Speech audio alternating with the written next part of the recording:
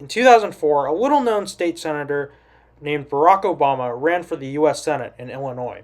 He won in a landslide against Republican candidate Alan Keyes, obtaining nearly 70% of the vote. He stayed in the Senate for 2 years, and then he announced his candidacy for president. In June of 2008, he won the Democratic nomination, and as most of you probably know, in November he was elected President of the United States. Obviously, since he was elected president, he had to resign his Senate seat. He ended up doing so a week after the election in order to focus on his presidential transition, leaving his Illinois Senate seat vacant. Obama's seat was filled by former Illinois Attorney General Roland Burris, who filled the last 2 years of Obama's term.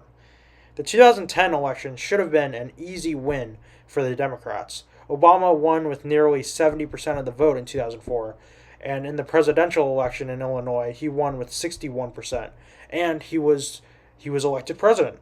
Surely his Senate seat should go to his party fairly easily, but that didn't happen. Why?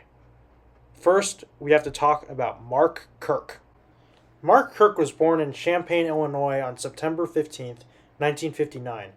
After graduating high school, he went to Blackburn College for 2 years before briefly going to the Autonomous University of Mexico and then transferring to Cornell University, where he got his bachelor's in history.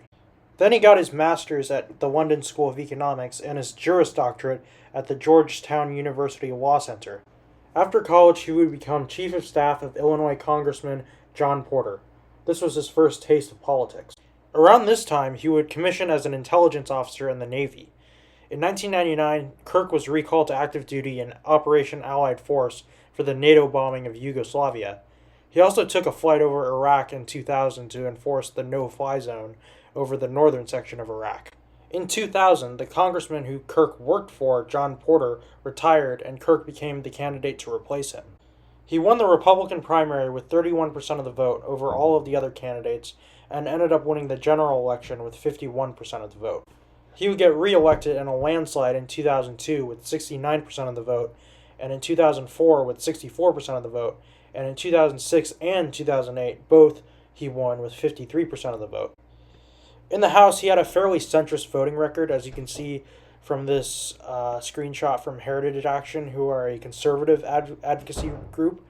Even though he was a Republican, they don't really give him that high of a score. That's because he was a very centrist Republican. He would vote liberally on social issues, but more conservatively on foreign policy issues, including votes for both the Afghanistan and Iraq war. Kirk was clearly a moderate Republican, which makes sense because his district is just north of Chicago, which is a very liberal area. In terms of bills he introduced in Congress, he introduced a renewal of the 1994 assault weapons ban, but the bill died in committee. He was also responsible for an amendment in 2004 which requires the Congressional Budget Office to annually publish a comparison of projected spending on entitlements with actual spending for the previous year. These are his main achievements while in Congress. On July 20th, 2009, Kirk announced his candidacy for the U.S. Senate election in Illinois that would take place the following year. On February 2nd, 2010, Kirk won the Republican primary with 56.6% of Republican votes. An important part of the story of this Senate race is former Illinois Governor Rod Blagojevich, or Blago as he's known. You may be asking, this is a Senate race. Why does the governor of Illinois matter? Well, on December 9th, just a month after Obama won the election, and thus leaving his seat vacant, Blagojevich was arrested by the FBI, and they charged him with corruption. The Justice Department, in its report, alleged that Blagojevich had attempted to sell Obama's seat to the highest bidder. As governor of Illinois, Blagojevich had the authority to appoint a replacement for Obama's former seat. Apparently, the DOJ had recordings of Blagojevich that discussed his desire to receive something in exchange for an appointment to this seat. Since Blagojevich was still governor, he did end up appointing former Illinois Attorney General Roland Burris to Obama's former seat. On January 8, 2009, the Illinois House voted to impeach Blagojevich with the vote of 114 to 1. On the 29th, the Illinois Senate would remove him from office with a vote of 59 to 0. His lieutenant governor, Pat Quinn, took over as governor of Illinois. Blagojevich was indicted by a federal grand jury in April of 2009. On August 17th, 2010, he was convicted on one of the 24 federal charges, a charge of lying to the FBI, and the jury was hung on the 23 other counts. This scandal would cast a shadow on the upcoming gubernatorial and Senate elections in November of that year. His former Lieutenant Governor Pat Quinn did manage to win the gubernatorial election, but only barely, winning by around 28,000 votes in a normally blue state. The scandal was considered a reason why Roland Burris didn't run for the seat in 2010, but he said the reason he didn't run was because of the high cost of running a campaign, saying that he would rather continue serving the people of Illinois rather than raise money for a campaign. After that little bit of context, it's time to look at Kirk's opponent, Alexei Janulius. Janulius, at the time of the election, was Illinois' state treasurer, a position he had held since 2007. Janulius was born on March 16, 1976, in Chicago to Greek immigrant parents. He attended the University of Chicago before transferring to Boston University, where he got a bachelor's degree in economics. He then moved to Greece to play for the basketball team Panionios BC. Sorry if I butchered that name. When he came back from Greece, he received his Juris Doctorate at the Tulane University School of Law. He returned to Chicago to take a management position at Broadway Bank, a bank founded by his father. In 2006, Janulius would run for Illinois State Treasurer. Illinois Speaker of the House Mike Madigan endorsed his opponent Paul Mangieri, but Janulius was endorsed by Representative Jesse Jackson Jr., as well as then Illinois Senator Barack Obama.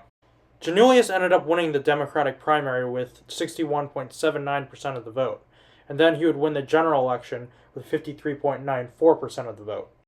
In January of 2007, he would be sworn in as Illinois State Treasurer. In March of 2009, Janulius announced he would be forming an exploratory committee to assess a possible run for the Senate in 2010. On July 26, 2009, Janulius announced his Senate campaign at the Hilton Chicago, the same place where then Senator Obama endorsed him for Illinois State Treasurer. On February 2, 2010, Janulius won the Democratic primary with 38.9% of the vote. This was a significant achievement because Obama didn't endorse him in the primaries and actually tried to recruit Illinois Attorney General Lisa Madigan for the former Senate seat, but she refused his offer.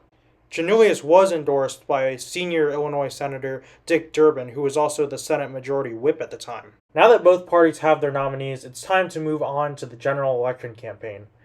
The corruption of former Governor Blagojevich cast a shadow over this election. Mark Kirk made his campaign about reform and blamed Illinois' one-party status as a cause of corruption. He also criticized Janulius' work as manager of the Broadway Bank, which was a bank that his father owned and was on the verge of collapse during the recession. So for a bit of context, Broadway Bank had made loans to real estate developer Tony Rezko, who would later get convicted of fraud and money laundering. Rezko defaulted on these loans and was forced to declare bankruptcy. Janulius himself was never involved in these loans, though, so he was cleared of any wrongdoing, but this whole story did definitely affect his campaign. Kirk was attacked during the campaign for misstating his military service. He was criticized for falsely claiming in 2003 that he was fired upon when he was on a mission to enforce the no-fly zone in Iraq. He apologized, saying that he misremembered. Janulius attacked Kirk for saying that he had won a medal for Naval Intelligence Officer of the Year when he didn't. This Kirk also apologized for. Kirk was also apologized for tweeting about Blagojevich's arrest while on duty with the Navy in Afghanistan, since that counted as conducting political business on duty. In terms of the issues, Kirk and Janulius didn't really disagree on all that much. They mainly disagreed on fiscal and foreign policy, but on social issues, they were mostly in agreement.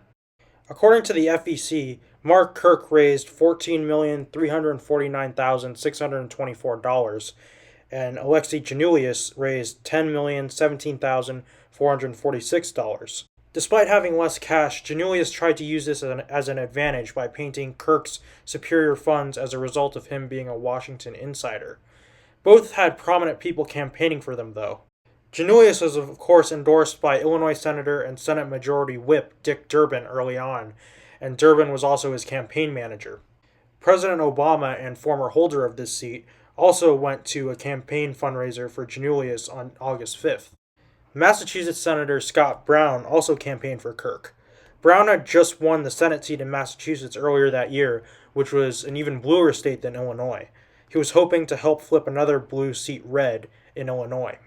There were also two debates, one on October 10th hosted by Meet the Press on NBC, and one on the 19th sponsored by the League of Women Voters on ABC. In terms of polling, the race was neck to neck, with some polls showing Janulius was winning and some polls showing Kirk was winning. In the last few weeks, Kirk was leading in the polls. And now on to the results of the election. In an upset, Republican Mark Kirk managed to defeat Democrat Alexei Janulius.